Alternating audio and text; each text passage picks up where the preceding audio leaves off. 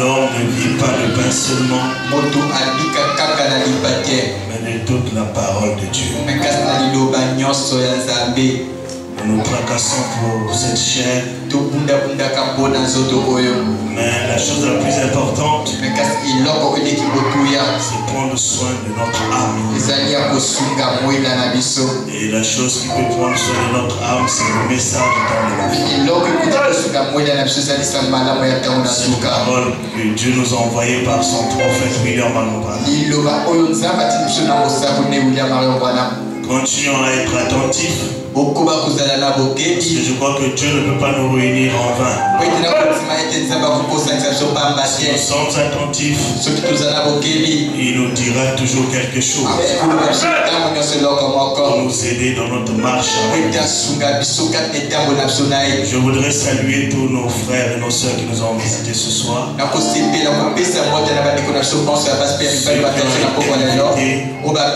Qui ont répondu à l'invitation. Que le Seigneur vous bénisse. Et nos frères et sœurs aussi qui nous ont visités. Ceux qui sont déjà dans le message, vous êtes aussi la bienvenue. Que le Seigneur vous bénisse. Nous poursuivons, nous chantons un chant. J'ai envie d'y aller vraiment d'eux.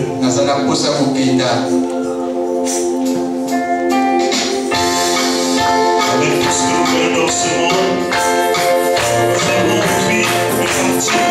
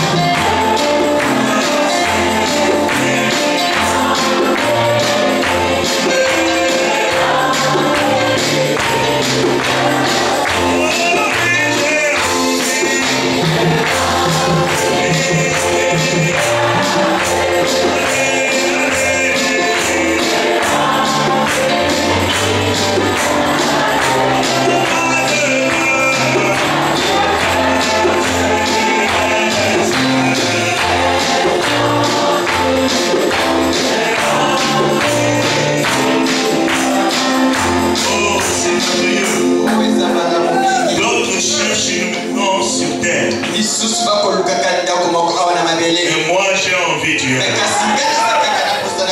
je suis ici ce soir pour préparer ma maison céleste.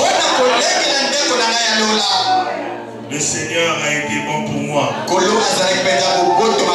Chacun de nous peut réaliser cela. Le Seigneur a été bon pour vous. Si vous êtes ici ce soir en vie, c'est que le Seigneur a été bon pour vous. Beaucoup sont dans les difficultés. Beaucoup n'ont même pas la force de venir. Mais si tu es là, c'est que Dieu a été bon pour toi. Voilà pourquoi nous devons être reconnaissants au Seigneur. Nous allons prendre notre offrande. J'invite le frère Edmond à venir prier pour les offrandes. Alors que nous préparons notre offrande.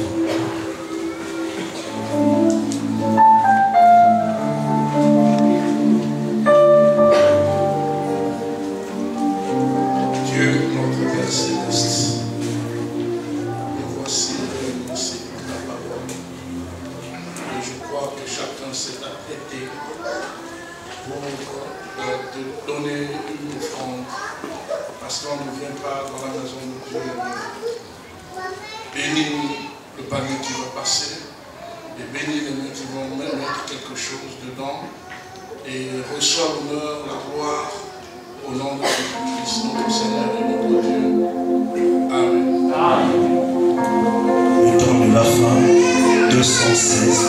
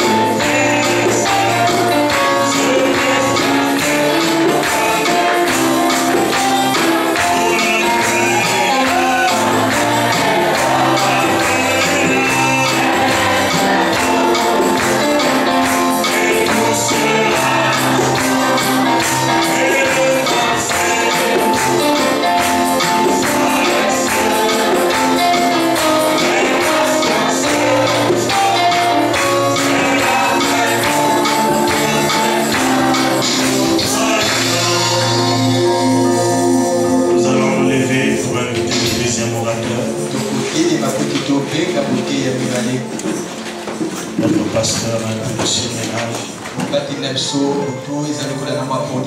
tous ensemble, mis dans la prière. Nous chantons les fenêtres du ciel alors que nous attendons s'approcher.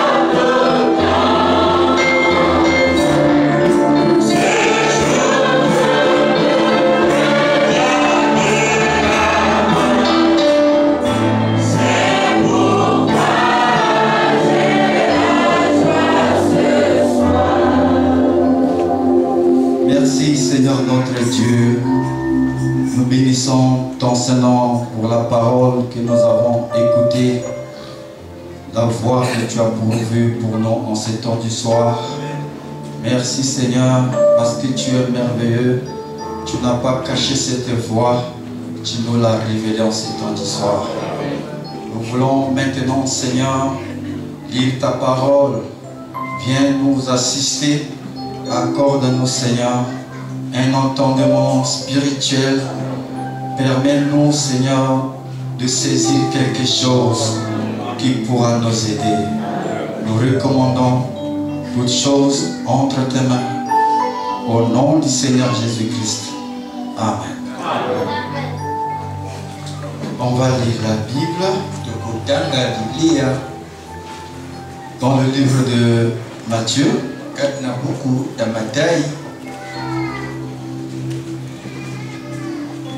Matthieu 27.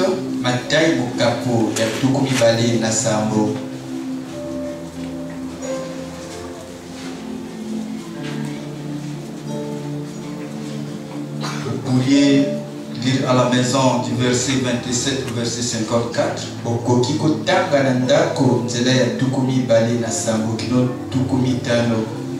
Mais nous allons commencer au verset 45.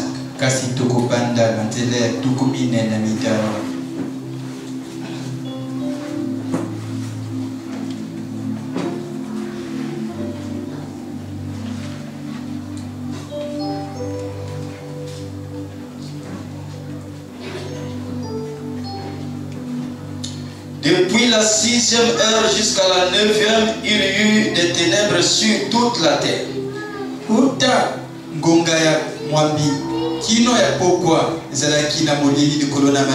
Et vers la 9e heure, Jésus s'écria d'une voix forte: Élie, Élie, lama sabachthani.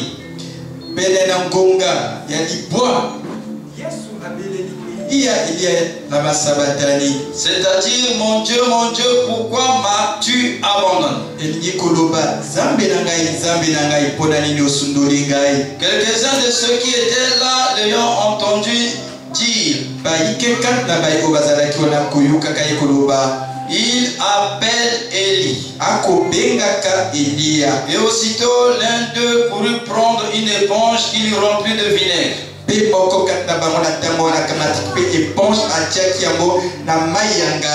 l'ayant fixé à un roseau, il lui donna à boire. Mais les autres disaient, laisse, voyons si Élie viendra le sauver.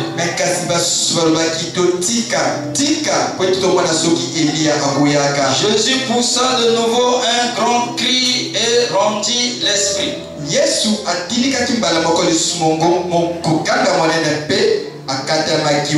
Et voici le voile du temple se déchira en deux depuis le haut jusqu'en bas. La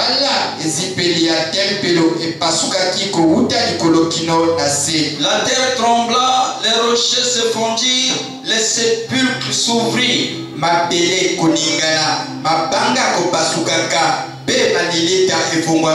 Et plusieurs corps des saints qui étaient morts ressuscitèrent.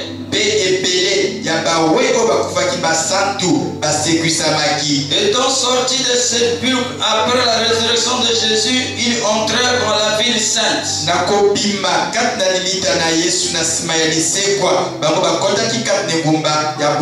Et apparurent à un grand nombre de personnes.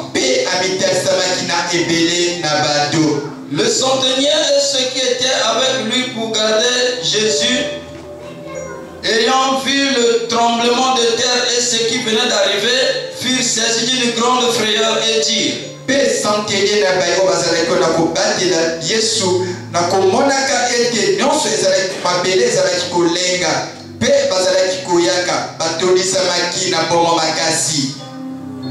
assurément cet homme, et dire, assurément cet homme était le Fils de Dieu.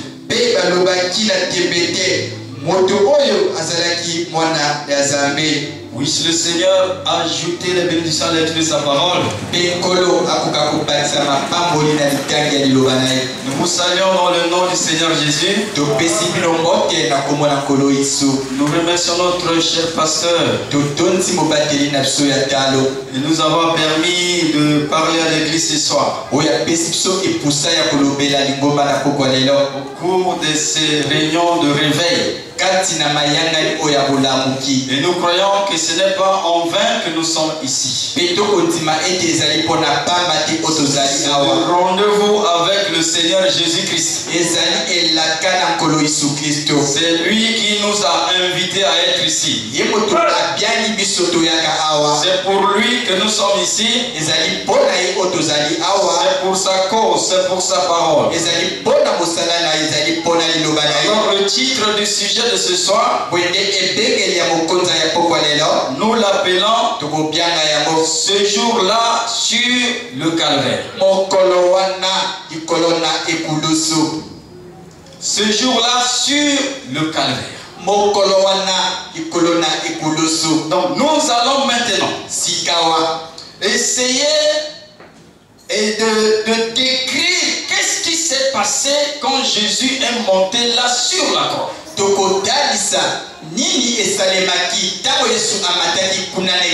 Et pourquoi Jésus était monté là-bas sur la croix? Lui qui était le Dieu tout-puissant, le créateur même du ciel et de la terre. Lui qui pouvait parler à la mer pouvait se calmer. Lui qui pouvait ressusciter les morts. Il pouvait guérir les malades. Il pouvait dire à Lazare sort. Et les morts qui étaient morts depuis 3 jours sortis de la tombe. Lui Jésus qui pouvait calmer la tempête. Il pouvait seulement dire un seul mot. Et tout ce qu'il disait arrivait toujours. Mais comment se fait-il que lui, le tout-puissant, celui qui a tous les anges avec lui, celui qui a toute la puissance, il se retrouve comme dans une position de faiblesse. Il se laisse attraper. Et on le prend. On l'emmène jusqu'à la croix. C'est comme s'il n'avait plus de puissance. Mais pourtant la puissance était toujours là. Mais qu'est-ce qui s'est passé? Pourquoi lui s'est laissé faire pour monter jusqu'à la croix? C'est ce que nous voulons découvrir ce soir. Parce que s'il n'était pas monté sur la croix, alors nous tous nous serions perdus. Il a fallu qu'il puisse monter sur la croix. Il a fallu qu'il se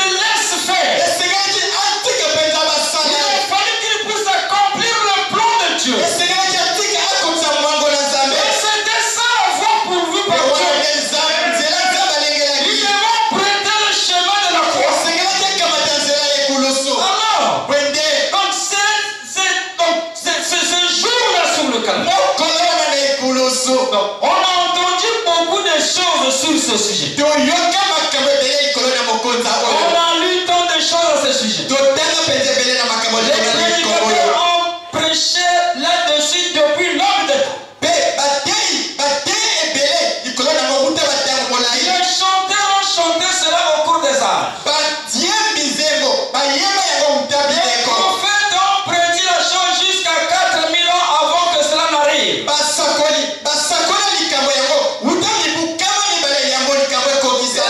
d'aujourd'hui ont montré où cela s'était passé.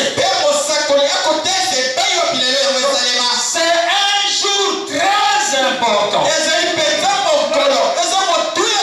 C'est l'un des jours les plus importants que Dieu ait jamais fait poindre sur la terre. Et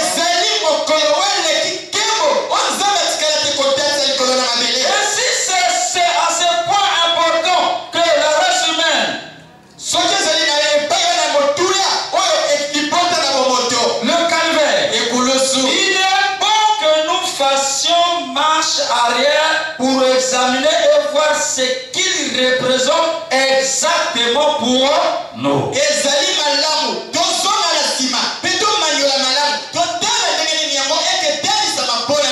Parce qu'en cette ère avancée, l'ère dans laquelle nous vivons,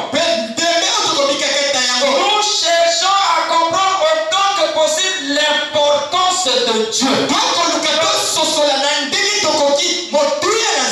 Chacun de nous doit chercher à comprendre l'importance de Dieu pour lui-même. Et nous sommes ici pour apprendre tout ce que nous pouvons découvrir. Pour voir ce que cela signifie pour nous et ce que Dieu a fait pour nous. Et voir ce qu'il a promis de faire pour nous. C'est la raison pour laquelle nous venons à l'église. Et c'est la raison pour laquelle le prédicateur prêche. Il est obligé d'étudier l'écriture pour présenter cette parole.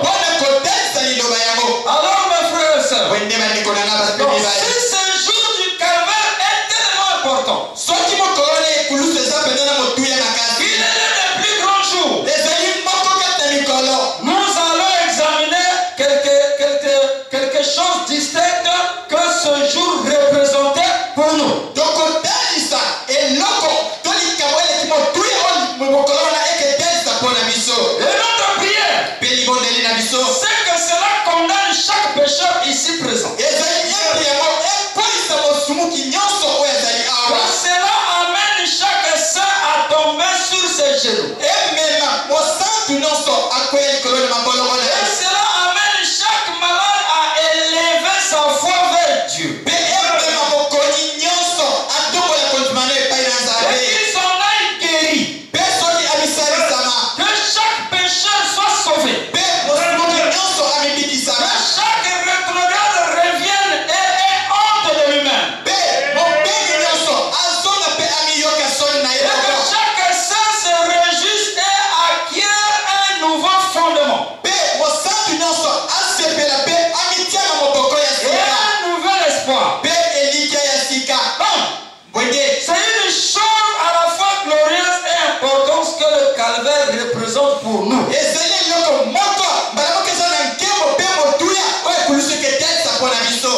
pour le monde, c'est qu'il réclame une fois pour toutes la question du péché.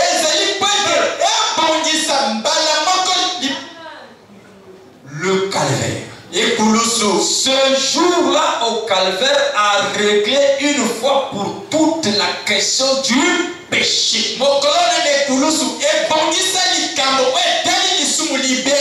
La question du péché a été réglée. Parce que la Bible dit que l'homme qui pêche, c'est celle qui mourra. Or le calvaire, lui, quand Jésus est monté là sur le calvaire,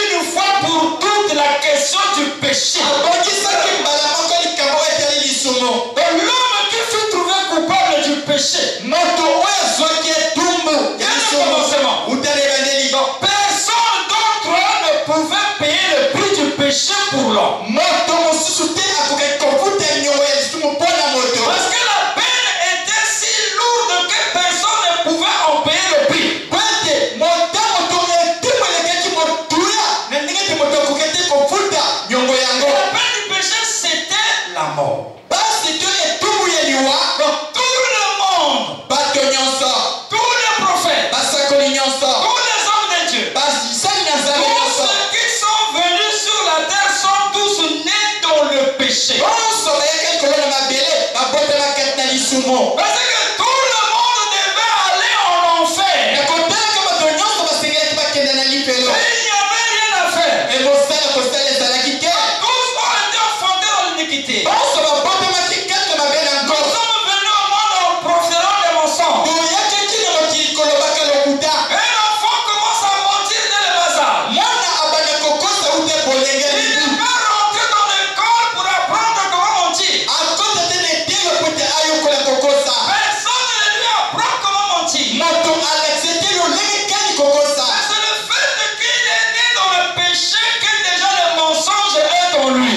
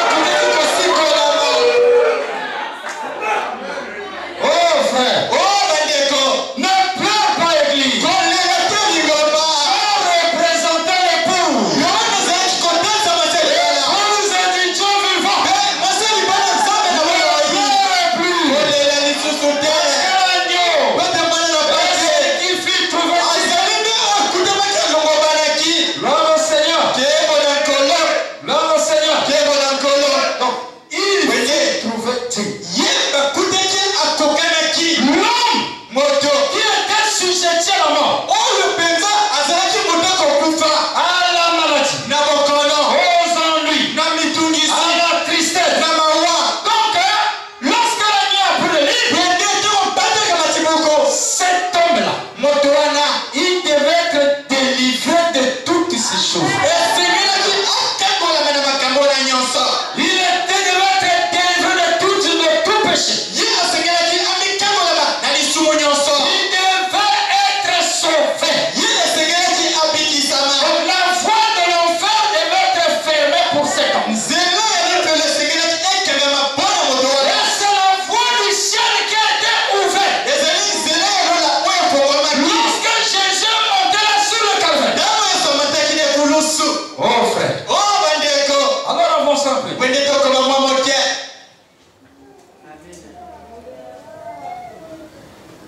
Finalement, c'est ce jour-là sur le calvaire. Tous les hommes ne furent pas trouvés dignes.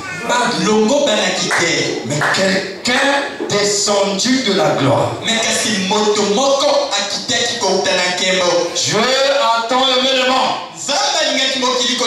Il a donné son fils unique. Afin que quiconque croit en lui ne périsse. Afin que quiconque croit en lui ne périsse.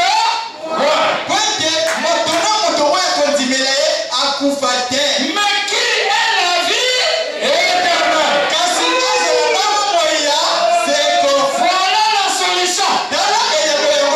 Est-ce que le Fils de Dieu a déjà été envoyé? Est-ce qu'il fut envoyé? Il fut envoyé. C'est Jésus-Christ. Il est descendu de la gloire afin que quiconque croit en lui. C'est simple. Simplement croire en lui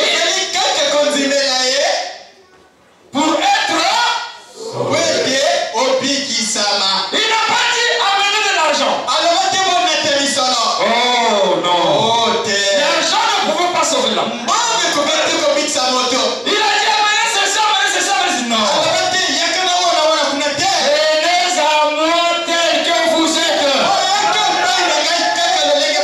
Même si vos péchés sont rouges comme la cravache.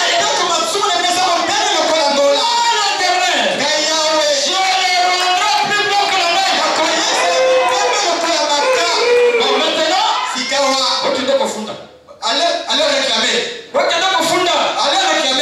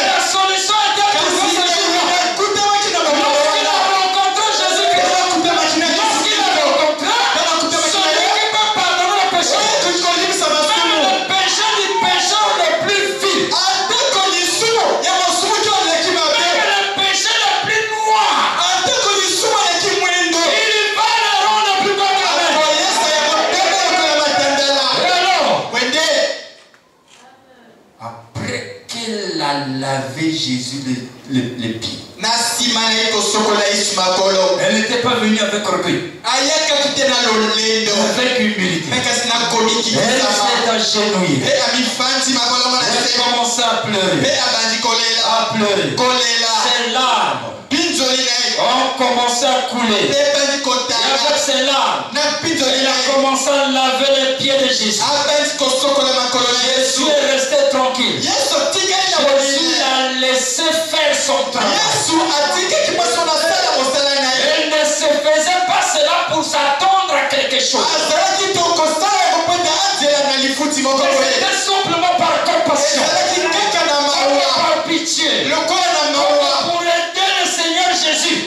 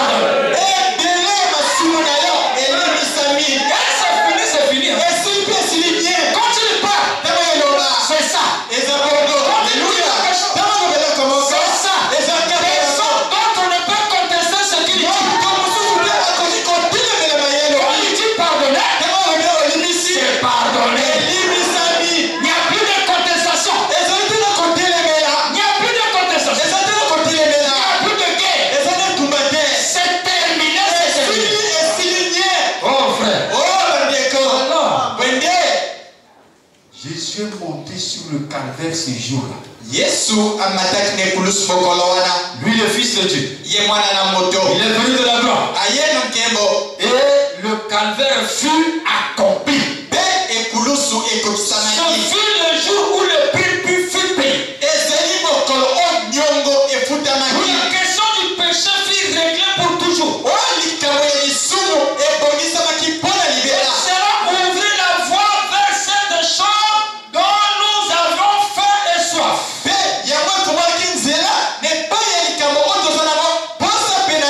Cela nous amènera à un lieu de satisfaction. Il n'y a aucun homme qui ait déjà visité le calvaire et qui a vu ce qui s'était passé et reste encore la même personne. Quand il arrive à cet endroit au calvaire, il trouve tout ce qu'il désirait. Il avait grand envie. Un jour si important. Un événement tellement important que le monde en fut ébranlé. Le monde a été secoué comme il n'a jamais été auparavant. Jésus mourut au calvaire pour régler la question du péché. Ce monde pécheur s'obscurcit. Le soleil se coucha au milieu de la journée. Et une dépression nerveuse. Les rochers tremblaient. Les montagnes se fondirent. Les cadavres sortirent de la tombe. Qu'arriva-t-il? Dieu concentra ses efforts sur le calvaire. Dieu a pris tous ses efforts. Il a concentré cela sur le calvaire. Pour régler cette question-là. Alors, donc, Dieu concentra tous ses efforts sur le calvaire. Il blessa pour toujours cet animal appelé Satan. Gloire au Seigneur. Depuis ce jour-là, Satan est devenu plus méchant parce que cela amena la lumière à la race humaine. Satan devient fâché à cause du jour du calvaire. Mais moto ya iko baby sanga ikope.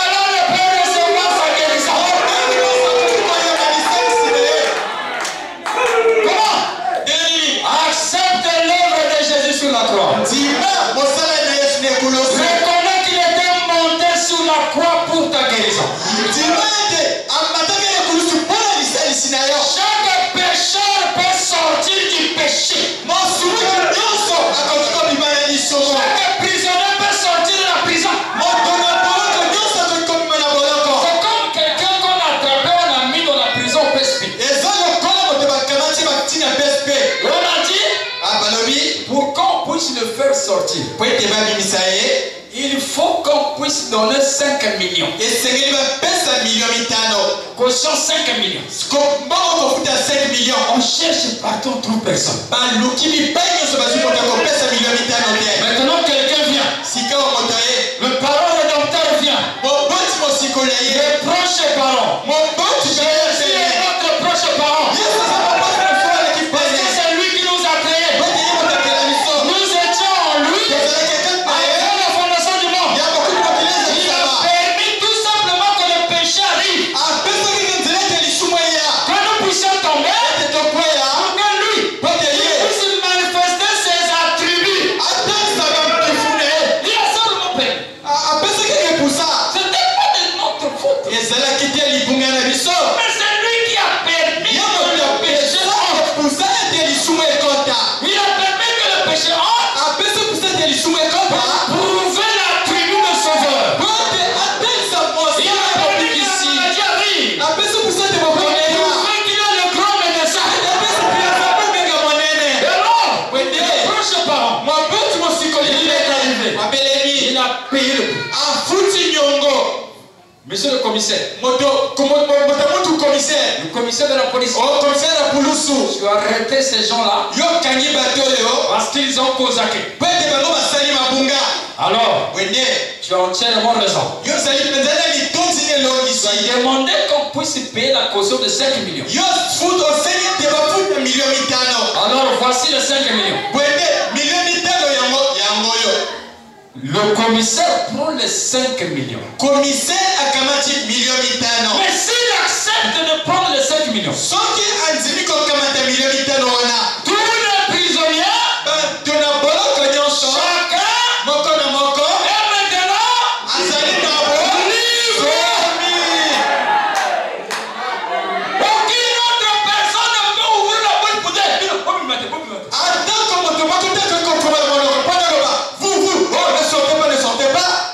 Est-ce qu'on a déjà payé la caution? Mais si vous avez la révélation que la caution était déjà payée, on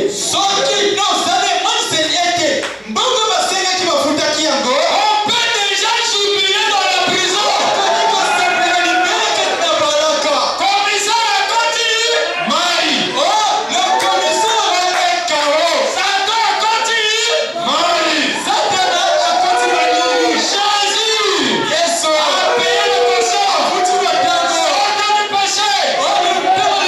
Sortez du péché. Sortez de la maladie. Sortez de la tristesse. Ayez la joie. Jubilez. Parce qu'il a tout accompli. Maintenant, on va dire quelque chose. On est à la fin. Quand Jésus est monté à la croix, avant de monter, non, quand il est monté là, avant de mourir,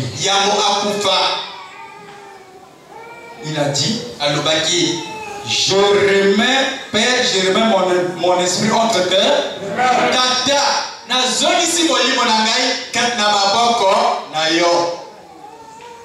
Ensuite, donc l'esprit est allé entre les mains du Père.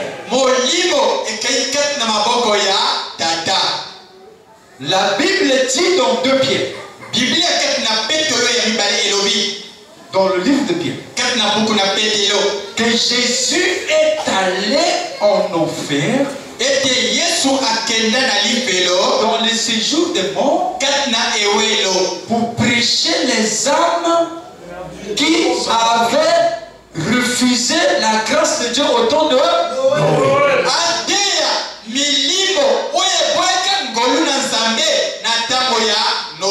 donc son âme est allée là-bas dans le séjour des morts pour leur dire, comme moi j'avais envoyé Noé avec l'évangile, vous l'avez ridiculisé, vous n'avez pas cru. Maintenant là, je suis venu moi-même pour vous attester, c'est bien moi qui avais envoyé Noé.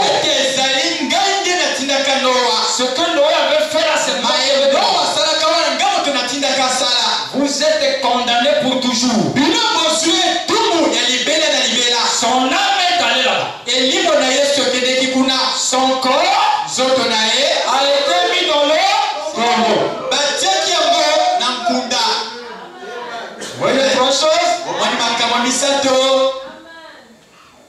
Mais lorsqu'il est allé dans le tombeau, il n'est pas resté dans l'eau. 3 jours après, qu'est-ce qui s'est passé? L'esprit qui était parti auprès de Dieu est descendu chercher l'âme. Et ensuite, et l'esprit et l'âme sont venus dans le corps. Avec la puissance de la résurrection, et Jésus fut ressuscité.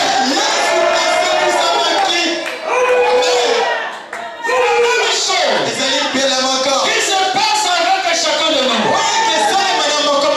Lorsque nous recevons Jésus comme notre sauveur et Seigneur personnel, nous recevons le Saint-Esprit. Même si tu meurs, tu n'es pas perdu. Il y a une résurrection. Il y aura l'enlèvement qui va se faire. Lorsque l'enlèvement va se faire, la Bible dit, Ephésiens chapitre 4, les morts en Christ ressusciteront premièrement. Quand quelqu'un meurt, son esprit va à Dieu. Son âme va dans les lieux des saints, dans le lieu des sauvés. Il y a un lieu, le paradis, si vous voulez le comprendre. Le paradis là, ou la 6e dimension, la région des sauvés, lorsqu'un se meurt, il va attendre là-bas. Son âme va attendre là-bas.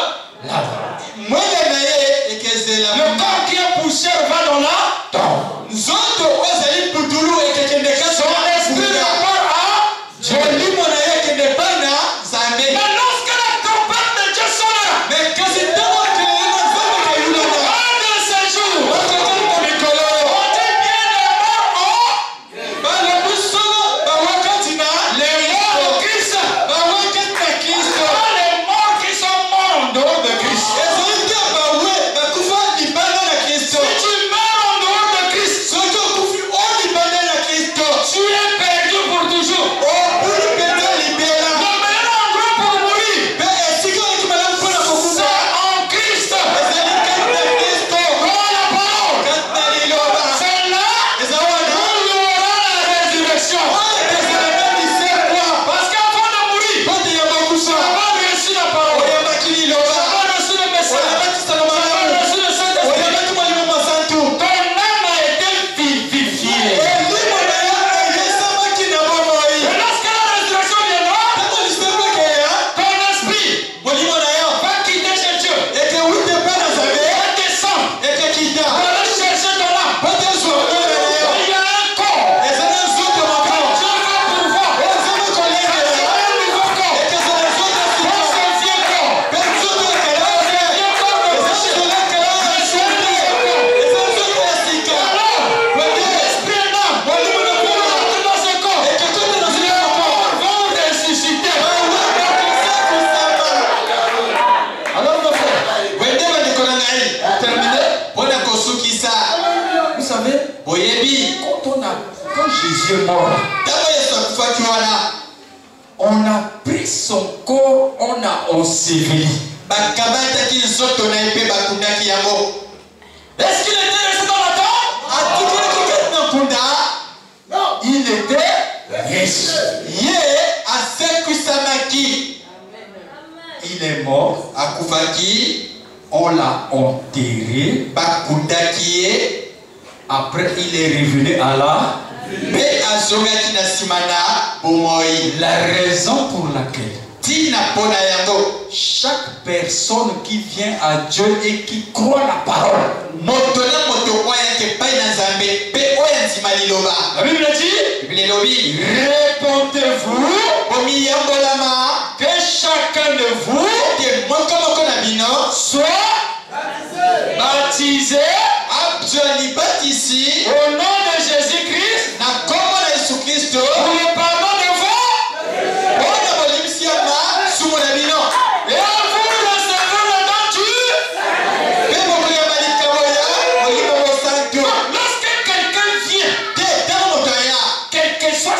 condition. Même si c'est le bandit le plus bandit du quartier. C'est le voleur le plus voleur du monde. Même s'il dépasse le voleur qui était à la croix.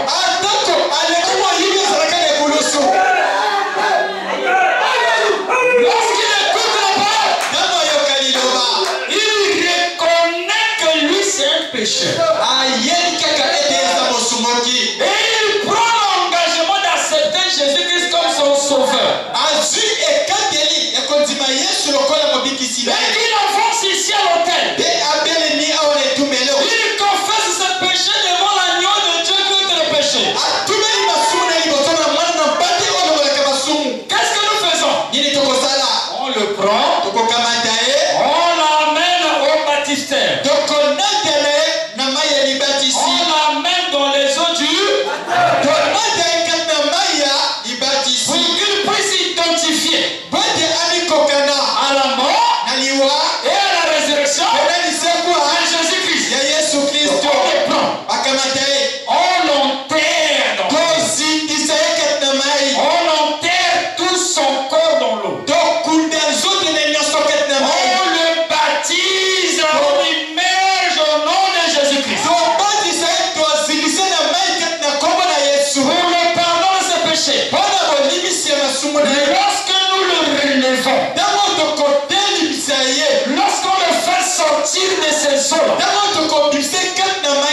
c'est pour montrer qu'il ressuscite.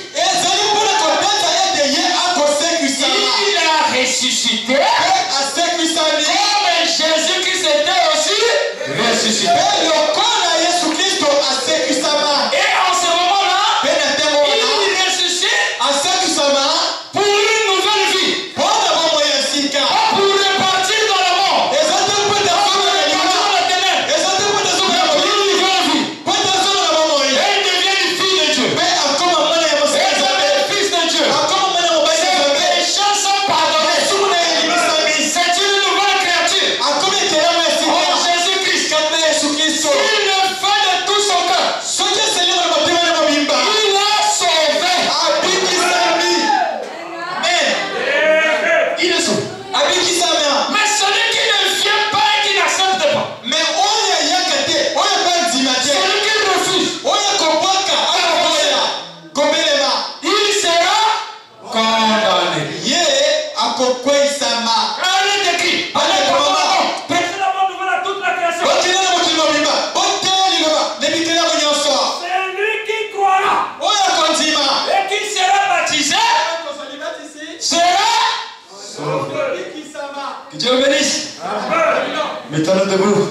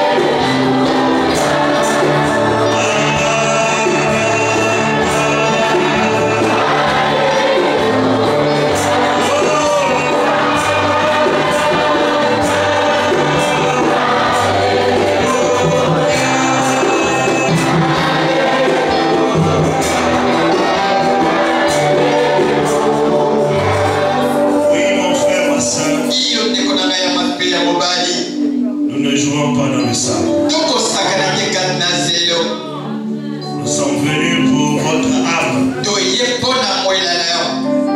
L'âme de l'homme était tellement importante. Elle avait beaucoup de valeur. Que le Seigneur a quitté les corridors des cieux. Lui, le proche parent rédempteur. Il a goûté à la tentation de cette chair. Il a goûté à la souffrance. Pour vivre comme un homme. Et il est allé à la croix. Celui qui a été trouvé digne devait payer le prix du rachat. Et il a payé au double. Tu ne dois plus rien à Satan. Le calvaire a tout réglé. La question du péché a été réglée une fois pour toutes. La voie de l'enfer est fermée. Si tu acceptes Jésus dans ton cœur, la voie de l'enfer est fermée. Et la voie du ciel est ouverte. Ce soir, Jésus t'invite. Si tu n'as pas encore donné ta vie à Jésus, si Jésus n'est pas encore ton sauveur, ton sauveur personnel, n'est pas encore ton Seigneur personnel, c'est le moment de donner ta vie à Jésus aussi. Celui qui croira la parole qui a été apportée, il sera baptisé. Celui-là sera sauvé. C'est l'ordonnance que Dieu nous a prescrite. Si on veut s'attendre à la guérison, s'il faut s'attendre à la guérison, il faut la prescription du médecin.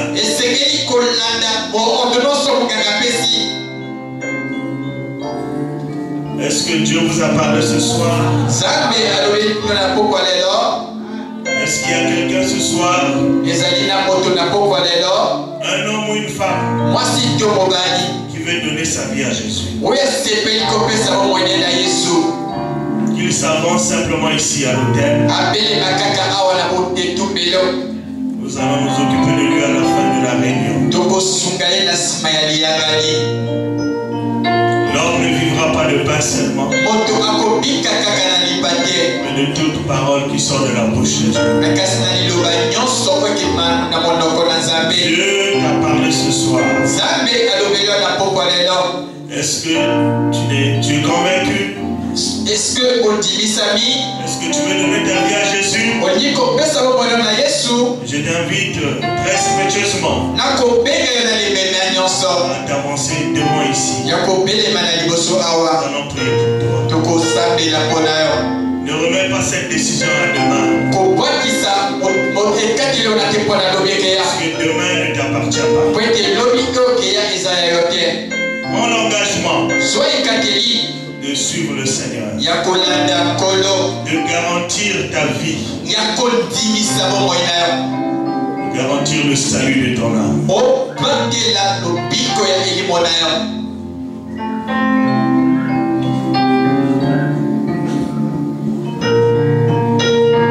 Sur cette mélodie, y a-t-il quelqu'un qui veut donner sa vie à Jésus?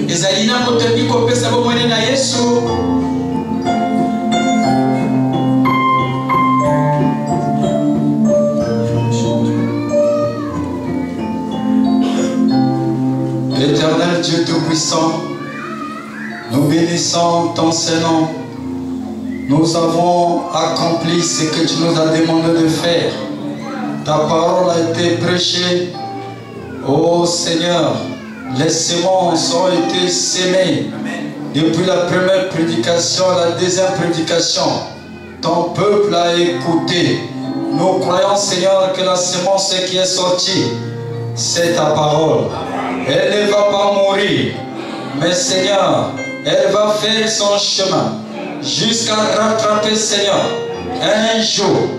Oh Dieu, ta semence est perdue, qui a écouté cela ce soir. Reçois simplement la gloire, l'honneur, la louange. Nous te recommandons notre chemin de retour. Nous te recommandons également la journée de demain. Viens encore au rendez-vous, Seigneur, pour nous assister. Nous comptons simplement sur toi. Au nom du Seigneur Jésus-Christ. Amen. Amen. Saluez celui qui est à côté de vous.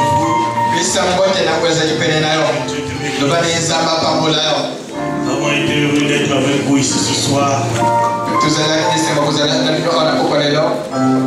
Nous allons poursuivre notre programme demain.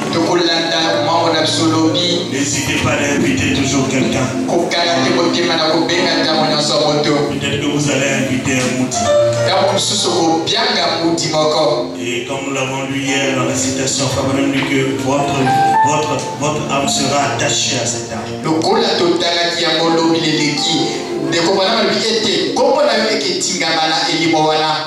Alors nous allons chanter ensemble et nous allons disperser.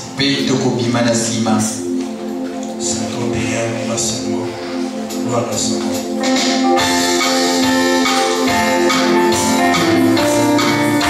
Thank you.